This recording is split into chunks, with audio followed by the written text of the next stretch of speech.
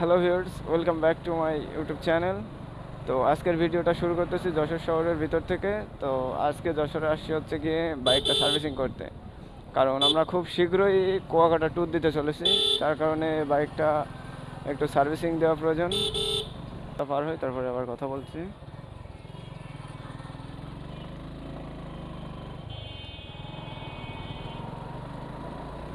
ওকে, তো আমরা এখন আছি ডরাটানার মোড়ে। ডরাটানা মোড় থেকে যেতে হবে রেল রোডে, কারণ ওখানে সুজুকির শোরুম, আর শোরুমের যে সার্ভিস সেন্টার, ওখান থেকে আমার বাইক সার্ভিস করাবো।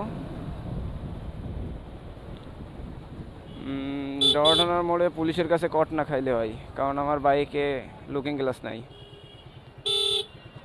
আর প্রতিদিনের নয়, আজকেও ডরাটানার মোড়ে অনেক ভিড়। আমি একটা জিনিস লক্ষ্য করতেছি, যতই দিন যাচ্ছে ততই কেন জানি যশোর শহরটাতেও জ্যামের পরিমাণ বাড়তেছে। ওকে, তো এখন আমাদের এখান থেকে যেতে হবে ডানে। ডানে কিছুটা সামনে গেলেই আমরা সুজুকির সার্ভিস সেন্টারে পৌঁছে যাব।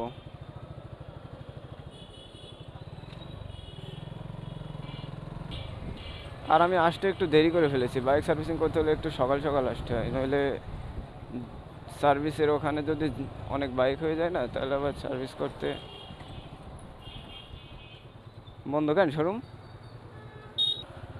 ওকে গ্যাস, তো এসে একটা প্রবলেমে পড়ে গেলাম। এখন দেখতেছি শোরুম বন্ধ, এমনকি তার সাথে সাথে সার্ভিস সেন্টারও বন্ধ।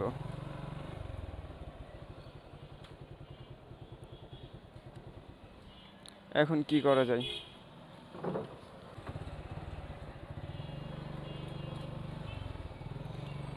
ওকে ভিউয়ার্স, তো শোরুম যে সার্ভিস সেন্টার সেটা বন্ধ, শোরুমও বন্ধ, সার্ভিস সেন্টারও বন্ধ।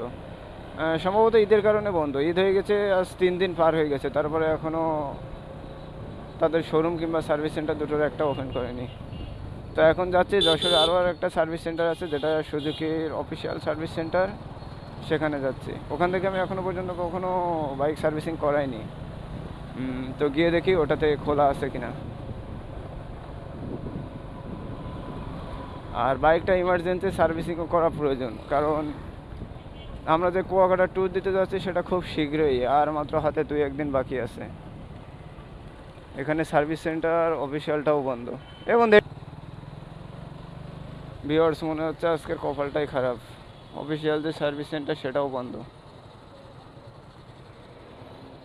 ভাইরা তো দেখছে উপরে আছে, দেখি একটা ভাইয়ের সাথে দেখছে এখানে আছে। ভাই আসুক, কথা বলে দেখি।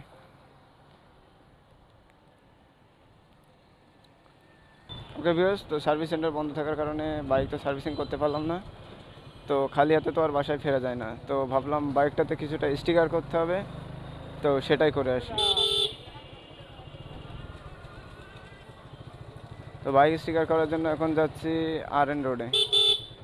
RN রোডে মূলত বাইকের কাজ, এমনকি স্টিকার, বাইকের পার্টস পাতি সব কিছু ওখানেই পাওয়া যায়।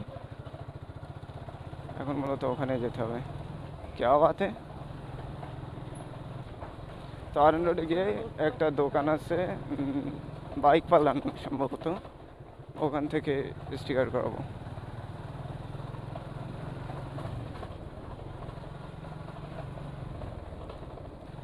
কোন খোলে সেটা?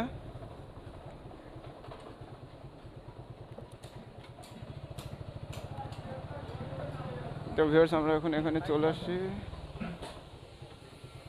ওকে, তো সম্ভবত বাইক পাল্লার দোকানটা পেয়ে গেছি।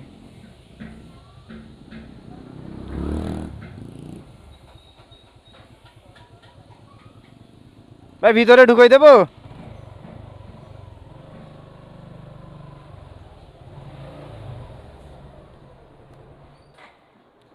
স্টিকার করে কি আপনারাই?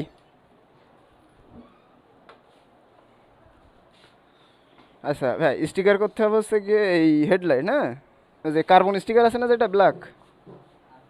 না না না, 1 মিনিট, চাবি উঠাই নিছি।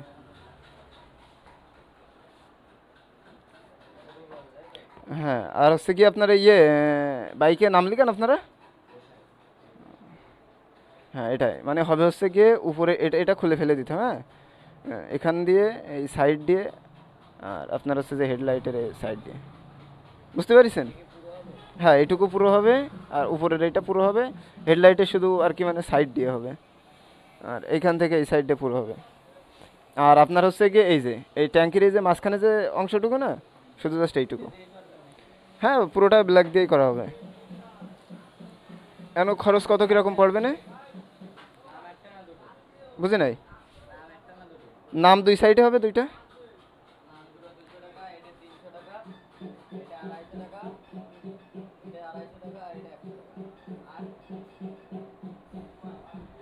যোগ দিস নে কারে,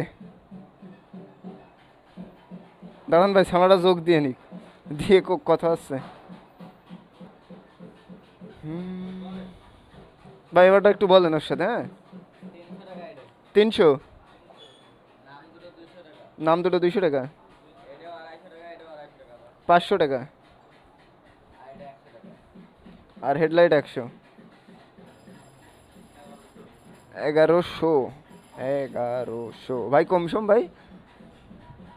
আপনাদের কাছ থেকে কিন্তু একজন করাই নিয়ে গেছে, তার ঠিকানা দিছে, সেইভাবেই আসছি। হুম, 1000 টাকা। এই স্টিকারের ভিতরে কি ভালো মন্দ কোনো ইয়ে আছে? এইটাই তাই তো।